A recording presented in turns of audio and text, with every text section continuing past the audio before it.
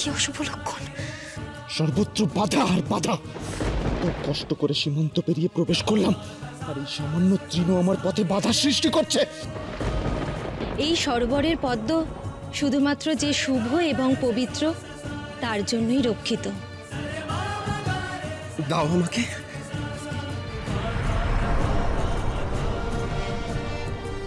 যুবরাজ পৃথ্বীরাজ সিংহের জয়! জয় যুবরানী কিরণমালার জয়! জয় যুবরাজ পৃথ্বীরাজ সিংহের জয়! জয় যুবরানী কিরণমালার জয়! নগরবাসী, আরে দেখো, আমাদের যুবরাজ ফিরে এসেছেন। যুবরাজ জীবিত! যুবরাজ জীবিত! জয় যুবরাজ পৃথ্বীরাজ সিংহের জয়! জয় যুবরাজ পৃথ্বীরাজ সিংহের জয়! জয় যুবরাজ পৃথ্বীরাজ সিংহের জয়! জয় যুবরানী কিরণমালার জয়! জয় যুবরাজ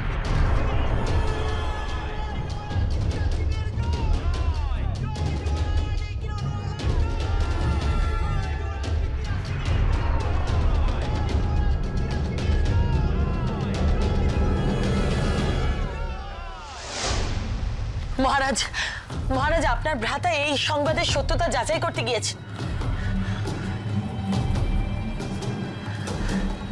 ভ্রাতা, এ কি সত্য? আমাদের কুমার ফিরে এসেছে?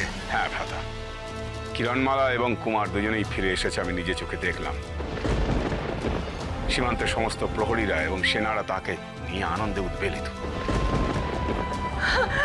আমার কিরণ কথা রেখেছে, আমার কিরণ কথা রেখেছে মহারাজ। সে বলেছিল কুমারের প্রাণ না ফিরে এসে অমৃতনগরীতে প্রবেশ করবে না। সে কথা রেখেছে মহারাজ। ঠিক বলেছে দিদি, ঠিক বলেছ মহারাজ। আমার মন বলছিল আমাদের কিরণমালা কুমারকে ঠিক নিয়ে আসবে। আমি জানতাম মহামন্ত্রী আজকে আমাদের বড় আনন্দের দিন। দিদি আমি আমার কুমারকে দেখবো মহারাজ, আমি আমার কুমারকে দেখবো। কুমার, কুমার!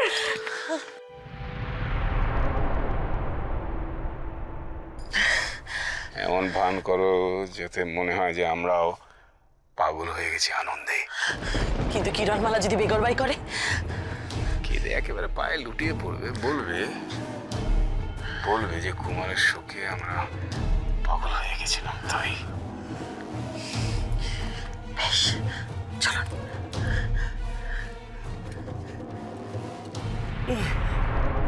কি করে সম্ভব? কি করে সম্ভব? না না, এ কিছুতেই হতে পারে না।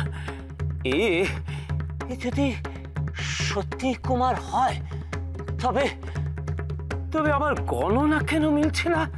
হ্যাঁ, কেন? কেন সে বারবার